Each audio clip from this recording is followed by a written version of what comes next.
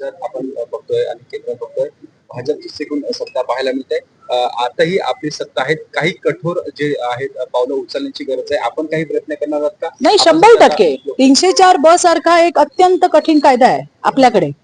आता BNS नवीन आलंय, 80(1), 2, 3 हे नवीन कायदे त्या ठिकाणी आहेत आणि प्रचंड कडक अशा तरतुदी आहेत. हे लक्षात घ्या. बघा, लग्न ठरवताना सरकार असतं का, पोलीस असतात का, सांगा तुम्ही मला. हा सामाजिक प्रश्न आहे. म्हणून हा अवेअरनेस साठी आपण काम केलं पाहिजे. सरकार तर 100% करणार, माझ्यासारखे हजारो कार्यकर्ते 100% आम्ही काम करणार की बाबांनो, हुंडा देऊ नका आणि हुंडा घेऊ नका. जे हुंडा मागतात त्यांना पोरगीच देऊ नका. त्यामुळे आम्ही पूर्णपणे काम करणार आहोत. सरकार पण काम करतंय ना. आता या अशा घटना होत आहेत, पकडायचे, आरोपींना पकडायचे, पकडणं, त्यांना फासावर लटकवायचे, चांगल्यात चांगले वकील देऊ आणि त्या ठिकाणी केसेस लढवू. परंतु ही प्रवृत्ती, ही जी विकृती आहे, ही काढण्यासाठी तुम्हाला, मला, सगळ्यांना हातात हात घालून काम करावे लागेल. थँक्यू. खरं तर आपण मदत होत नाहीये, पीडितांचे जे प्रश्न ते सुटले जात नाहीये. रुपाली चाकणकर यांच्यावर सर्व स्तरातून आता टीका होते. नीलम गोरे असतील किंवा रुपाली पाटील ठोंबरे असतील, या संदर्भात बघा, मी सुद्धा महिला आयोगावरती काम केलेली एक कार्यकर्ता आहे. खूप वेगळ्या वेगळ्या पद्धतीच्या केसेस येत असतात. बऱ्याच केसेस या येत नाहीत कळल्यावरती सुमोटो मध्ये त्याच्यावरती ऍक्शन घेतली जाते, केसेस रजिस्टर्ड केले जातात. बऱ्याच वेळेला कौटुंबिक काउन्सिलिंग मधून बऱ्याच केसेसचं जे आहे ते निराकरण होत असतं पुढे. कारण शेवटी महिला आयोग पण आहे ते संसार वाचवण्यासाठी आहे, तोडण्यासाठी नाही आहे. त्यामुळे त्यांची पहिली प्रायोरिटी काय असते की तो संसार वाचला पाहिजे. त्यांच्याकडे आदेश देण्याची पॉवर आहे, पोलिसांना ते सांगू शकतात.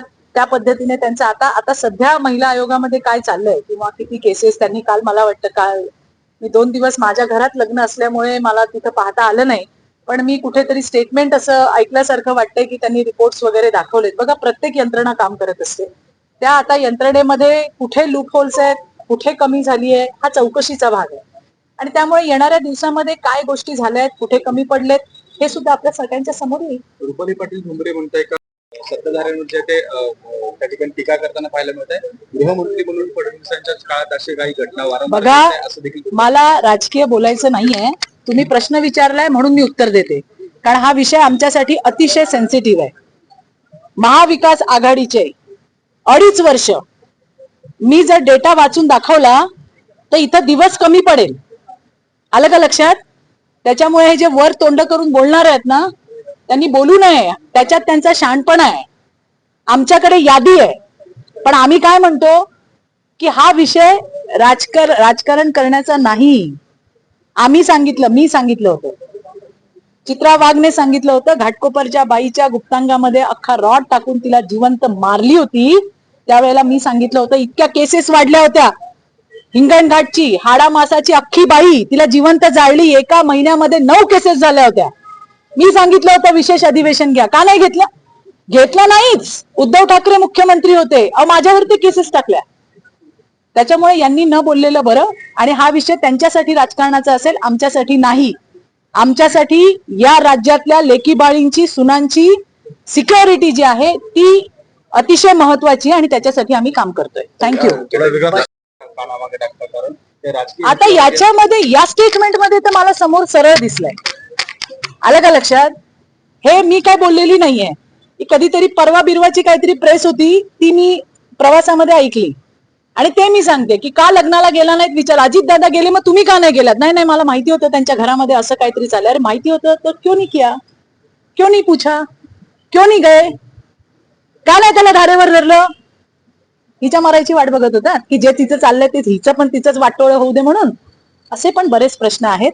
आणि मला वाटतं आरोप प्रत्यारोप करण्यापेक्षा, पुढे जाऊन सांगते, महिला आयोग असू दे नाहीतर आणि कोणाची काय स्टेटमेंट असू दे, आरोप प्रत्यारोप करण्यापेक्षा आत्ताची नीड काय आहे की ज्या मुली पुढे येत आहेत त्यांचं ऐकून घेणं, रजिस्टर्ड करणे गुन्हे आणि या हरामखोरांना पकडून काढणे, ही आपली आजची प्रायोरिटी आहे. मी सुद्धा आज त्या ठिकाणी माडीवाल्यांच्या परिवारासोबत आली आहे. आणि असं कुठल्याच मुलींसोबत होऊ नये, कुठल्याच मुलींसोबत होऊ नये. मुली सुशिक्षित आहेत, या काही अडाणी मुली आहेत का? नाही. मला आजही आठवतंय, 10 वर्षापूर्वी मी महिला आयोगावर होते, त्यावेळेला अंबरनाथ ग्रामीणला एका 7 महिन्याच्या गरोदर बाईला खांबाला धरून जिवंत जाळली होती. 10 वर्ष 2014-15 वेळ असेल. आज आपण 2025 मध्ये आहोत. 10 वर्षामध्ये परिस्थिती बदलली नाही ही शोकांतिका आहे. हा सामाजिक प्रश्न आहे. समाजाने सुद्धा आपलं जे सामाजिक भान आहे हे सगळ्यांनी जपलं पाहिजे. हुंडा देणाऱ्याशी, हुंडा मागणाऱ्याशी लग्नच करणार नाही अशा पद्धतीची भूमिका मुलींनी पण घेतली पाहिजे आणि मुलीच्या आई वडिलांनी सुद्धा घेतली पाहिजे. बाबा, आपण आपल्या प्रतिष्ठेसाठी बोलत नाही. पोरगी येऊन आपल्याला सांगते मला त्रास होतो, मला त्रास होतो. पण आता ही पण एक बाजू आहे ना. कुठल्या आई बापाला वाटेल की मुलीचा संसार मोडावा, शेवटपर्यंत जोडायचा प्रयत्न असतो की नाही बाबा मुलगी सुखी राहिली पाहिजे, मुलगी सुखी राहिली पाहिजे. पण आज काय झालं, या सुखी राहण्याच्या नादामध्ये आपण पोरींनाच गमावतोय ना. हे सगळ्यात मोठं दुःख आहे. पण मला विश्वास आहे या केसमध्ये सुद्धा आणि इतर केसेसमध्ये सुद्धा तुमच्या माध्यमातून मला राज्यातल्या तमाम भगिनींना सांगायचंय, बघा तुम्हाला त्रास होतोय, शांत राहू नका. निश्चितपणे पोलिसांची मदत घ्या. 1-2 ठिकाणी असं होतही असेल की दखल घेतली गेली नसेल, पुन्हा जा 112 नंबर वरती तुम्ही कॉन्टॅक्ट करा. स्वतः राज्याचे मुख्यमंत्री महिलांवरती होणाऱ्या अत्याचारांच्या बाबतीमध्ये आमचा टॉप म्हणजे प्रायोरिटीचा अजेंडा जर काय असेल तर ती महिला सुरक्षा आहे. आणि त्याच्यामुळे कोणी असो, किती मोठा असो, कोणालाही या बाबतीमध्ये हयगय केली जाणार नाही, सोडलं जाणार नाही. भक्ती गुजरातीचे सुद्धा हे मारेकरी, तिचा सासू सासरा नवरा पाताळात असतील तिथून पण शोधून काढू आणि यांना फासावर लटकवल्याशिवाय आम्ही शांत बसणार नाही. आताच त्यांनी कुठले वकील म्हणाले, सुधीर कोतवाल म्हणून वकिलांची मागणी केली आहे परिवाराने आणि पोलिसांनी त्यांचं जे प्रोसेस असतं ते पुढे केलंय. सरकार तुमच्या सोबत आहे, तुमच्या सुरक्षेसाठी आहे, पोलीस तुमच्यासाठी आहे. काही ठिकाणी असं घडलं असेल, मी असं अजिबात 100% दावा करत नाही, परंतु म्हणून सरसकट आपण सगळ्यांना असं बोलू शकत नाही. पोलीस आहेत, आपल्या मदतीसाठी आहेत. मैत्रिणींनो, अडचणीत असाल निश्चितपणे पोलिसांची मदत घ्या. खरं तर मदत होत नाहीये, पीडितांचे जे प्रश्न ते सुटले जात नाहीये. रुपाली चाकणकर यांच्यावर सर्व स्तरातून आता टीका होते. नीलम गोरे असतील किंवा रुपाली पाटील ठोंबरे असतील, या संदर्भात बघा, मी सुद्धा महिला आयोगावरती काम केलेली एक कार्यकर्ता आहे. खूप वेगळ्या वेगळ्या पद्धतीच्या केसेस येत असतात. बऱ्याच केसेस या येत नाहीत कळल्यावरती सुमोटो मध्ये त्याच्यावरती ऍक्शन घेतली जाते, केसेस रजिस्टर्ड केले जातात. बऱ्याच वेळेला कौटुंबिक काउन्सिलिंग मधून बऱ्याच केसेसचं जे आहे ते निराकरण होत असतं पुढे. कारण शेवटी महिला आयोग पण आहे ते संसार वाचवण्यासाठी आहे, तोडण्यासाठी नाही आहे. त्यामुळे त्यांची पहिली प्रायोरिटी काय असते की तो संसार वाचला पाहिजे. त्यांच्याकडे आदेश देण्याची पॉवर आहे, पोलिसांना ते सांगू शकतात. त्या पद्धतीने त्यांचं आता सध्या महिला आयोगामध्ये काय चाललंय किंवा किती केसेस त्यांनी काल, मला वाटतं काल मी 2 दिवस माझ्या घरात लग्न असल्यामुळे मला तिथं पाहता आलं नाही, पण मी कुठेतरी स्टेटमेंट असं ऐकल्यासारखं वाटतंय की त्यांनी रिपोर्ट्स वगैरे दाखवलेत. बघा, प्रत्येक यंत्रणा काम करत असते. त्या आता यंत्रणेमध्ये कुठे लूप होल्स आहेत, कुठे कमी झाली आहे, हा चौकशीचा भाग आहे. आणि त्यामुळे येणाऱ्या दिवसामध्ये काय गोष्टी झाल्या आहेत, कुठे कमी पडलेत, हे सुद्धा आपल्या सगळ्यांच्या समोर येईल. रुपाली पाटील ठोंबरे म्हणताय का आयुक्तांची भेट, आपण आज आयुक्तांची भेट घेतलेली आहे, काय नेमकी चर्चा झाली या प्रकरणात, आपल्याला काय मागणी असतात? आपण माध्यमातून पाहिलं असेल की भक्ती गुजराती ही जी भक्ती गुजराती माडीवाले ही जी महिला होती, नाशिकमध्ये राहणारी होती, तिची सुद्धा हत्या करण्यात आलेली आहे. आणि त्या हत्येच्या पुढे काय त्या केसमध्ये पोलीस काय करतायत याच्या संदर्भातली माहिती आम्ही आज सीपी सरांसोबत केली. आज त्या ठिकाणी कमिशनर साहेब, त्यांच्यासोबत डीसीपी साहेब, त्यांच्यासोबत सिनियर PI साहेब, ही सगळी मंडळी तिथे आलेली होती. आयो होते केसचे, हे मुलीचे बाबा आहेत, मुलीचे भाऊ आलेले आहेत इकडे. की त्यांचं म्हणणं आहे की ज्या पद्धतीत मुलीला आमच्या मारण्यात आलेलं आहे, गुजराती म्हणून आहेत, फरार आहे अख्खं कुटुंब, याच्यामध्ये सासू सासरा आणि नवरा हे तिघही आरोपी आहेत आणि ते आता फरार असल्यामुळे लवकरात लवकर पोलिसांनी त्यांना शोधून काढावं. त्याचबरोबर मुलीने काही व्हॉट्सअप चॅट केले होते तिच्या परिवारासोबत, भावासोबत, वडिलांसोबत, आईसोबत, आणखीन घरातल्या लोकांसोबत, ते सगळे पोलिसांना देण्यात आलेले आहेत. आणखी आता ज्या वेळेला या अशा केसेस होतात, स्टेटमेंट घेतल्या जातात, त्यावेळेला परिवाराची मानसिकता नसते, ते प्रचंड ट्रॉमामध्ये असतात, कारण त्यांनी त्यांचं मूल त्या ठिकाणी गमावलेलं आहे. आणि म्हणून आता ज्या ज्या काही गोष्टी त्यांना आठवत आहेत, भाऊ असेल, वडील असेल, हे आता पुन्हा एकदा उद्या पोलीस स्टेशनला जाणार आहेत. त्यांच्याकडे जितके काही प्रूफ आहेत ते पुन्हा पोलिसांना देणार आहेत. त्याच्यामध्ये ऍडिशनल सेक्शन सुद्धा लागले जाणार आहेत. आता जे सेक्शन पोलिसांनी लावले त्याच्यामध्ये 80 सुद्धा ऍड होणं हे अतिशय गरजेचं आहे आणि त्या का लागायला हवे त्याचे प्रूफ वडील आणि भाऊ हे सगळे पोलिसांकडे देणार आहेत. पोलिसांनी आम्हाला या ठिकाणी आश्वस्त केलं की कुठल्याही परिस्थितीमध्ये कुठे जाणार, पळून पळून जाणार कुठे, त्यामुळे त्यांच्या मुसक्या आवळल्याशिवाय राहणार नाही. हे गुजराती कुटुंब हे प्रचंड पैसेवालं कुटुंब आहे, त्यामुळे भीती आहे की पासपोर्ट घेऊन कुठे परदेशात जातात किंवा काय करतात. त्यामुळे पोलिसांनी ते सुद्धा बंद केलेले आहेत. ते कुठेही जाऊ शकणार नाहीत. छोटं बाळ आहे 5.5 वर्षाचं, ते मूल कुठे आहे माहित नाहीये. आजोबा मामा हे सगळे शोध घेतात परंतु अजून काही कळत नाहीये. संपूर्ण परिवार हा जो आहे तो फरार झालेला आहे. परंतु पोलीस आता फार इथं बोलणं किंवा आपणही त्यांना फार विचारणं योग्य नाही, कारण इन्व्हेस्टिगेशन चालू आहे. पोलीस राईट ट्रॅक वरती आहेत. तर येणाऱ्या दिवसामध्ये हे जे आरोपी आहेत हे निश्चितपणे पकडले जातील आणि भक्तीला सुद्धा त्या ठिकाणी न्याय मिळेल हा आम्हाला पूर्ण विश्वास आहे. तर खरं तर ते बाळ देखील नाहीये, त्याचं काही माहिती नाही. संदर्भात खरंच आयोगाकडनं हलगर्जीपणा झालाय का या संदर्भात त्यांनी चौकशीची मागणी जी आहे ती आता केली. मी तर सांगितलं की फक्त महिला आयोग नाही, तर ज्या वेळेला त्या पोलीस स्टेशनला मयुरी जगताप नाव आहे ना, ही गेली होती, त्या वेळेला कुठले पोलीस अधिकारी होते?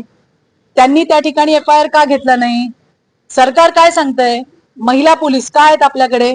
सरकार काय सांगतंय की बाई एकदा आल्यानंतर ती काय म्हणते ते तिचं पूर्ण ऐकून घ्या. तिला मदत करण्याचे आदेश दिलेले असतात.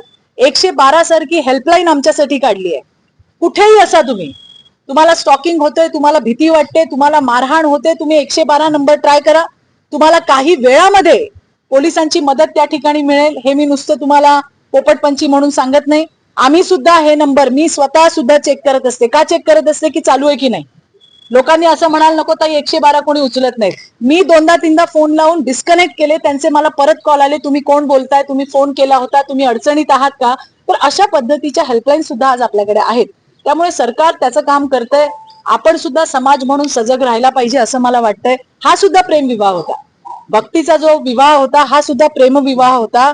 या प्रेमविवाहातून पुढे त्यांना 5.5 वर्षाचा मुलगा सुद्धा आज आहे आणि तरी सुद्धा तिचा छळ थांबत नव्हता. तिच्या सासूचं आणि सासऱ्यांचं असं म्हणणं होतं की तू मुलाला सांगत होते की तू हिला सोडून दे, तुला आपल्या जातीतली मुलगी करू, असं करून तिला टॉर्चर करण्यात आलं होतं. त्यामुळे या घटना ज्या सगळ्या होत आहेत आपण सुद्धा सजग राहायला पाहिजे. खरं तर 21व्या शतकामध्ये आज हुंडा या विषयावरती आपल्याला बोलावं लागतंय. मुली स्वतःच्या पायावर उभ्या असताना सुद्धा त्यांना जाळण्यात येते, मारण्यात येते, मारून टाकण्यात येते. याच्यासारखं दुर्दैव नाही. येणाऱ्या दिवसामध्ये निश्चितपणे याचा सुद्धा अवेअरनेस होईल. आता हगवण्याच्या केसमध्ये तुम्ही बघा, 2 बायका, एक आहे सासू, दुसरी आहे नणंद, महिला आहे ना. या केसमध्ये सासू बाई आहे ना. परंतु असं असताना सुद्धा ही जी विकृती डोक्यामध्ये जी आहे ही विकृती काढण्यासाठी आपल्याला सगळ्यांना काम करावं लागेल. सरकार काय करतंय का? 100% करतंय. हे कधी होतं सगळं? मुलगी गेल्यानंतर आपण ऍक्शन मोड मध्ये येतो.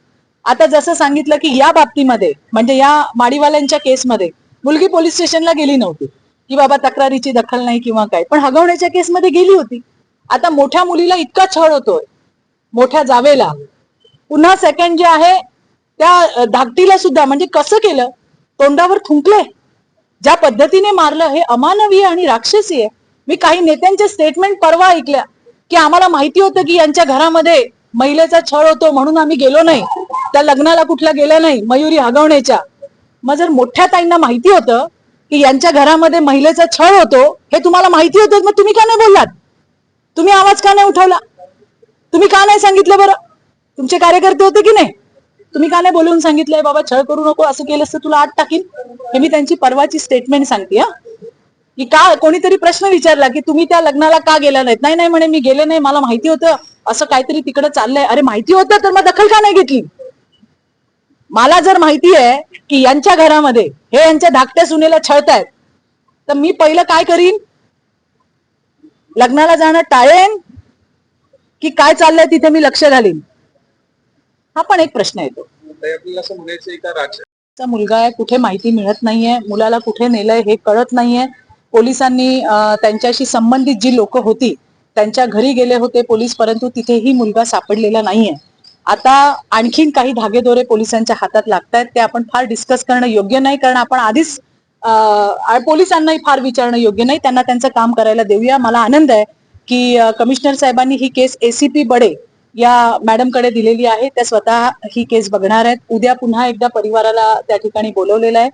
आतापर्यंत पोलिसांनी परिवाराला सहकार्यच केलंय. प्रश्न हा आहे की अजून आरोपी पकडले गेलेले नाही आहेत. समोरचे जी लोक आहेत, ही जी गुजराती फॅमिली आहे, ती इथली प्रथित यश आहे. येवल्यामध्ये त्यांच्या पेढ्या आहेत, नाशिकमध्ये त्यांच्या पेढ्या आहेत, आणखीन बरेच त्यांचे व्यवसाय आहेत. म्हणून कुठेतरी भीती असते की बाबा आपल्या मुलीला न्याय मिळेल की नाही. परंतु आज कमिशनर साहेबांनी अतिशय चांगल्या पद्धतीने ते काय करतायत, कसं करतायत, कशा पद्धतीने पोलीस यंत्रणा काम करते याची संपूर्ण माहिती दिली आहे. त्यांच्या परिवाराच्या मनामध्ये जे प्रश्न होते ते सुद्धा त्या ठिकाणी क्लिअर झालेत. सगळे समाज बांधव या ठिकाणी आलेले आहेत आणि निश्चितपणे मला विश्वास आहे की बाळ सुद्धा मिळेल आणि मुलीला आमच्या न्याय सुद्धा मिळेल. ते करता अनेक घटना सर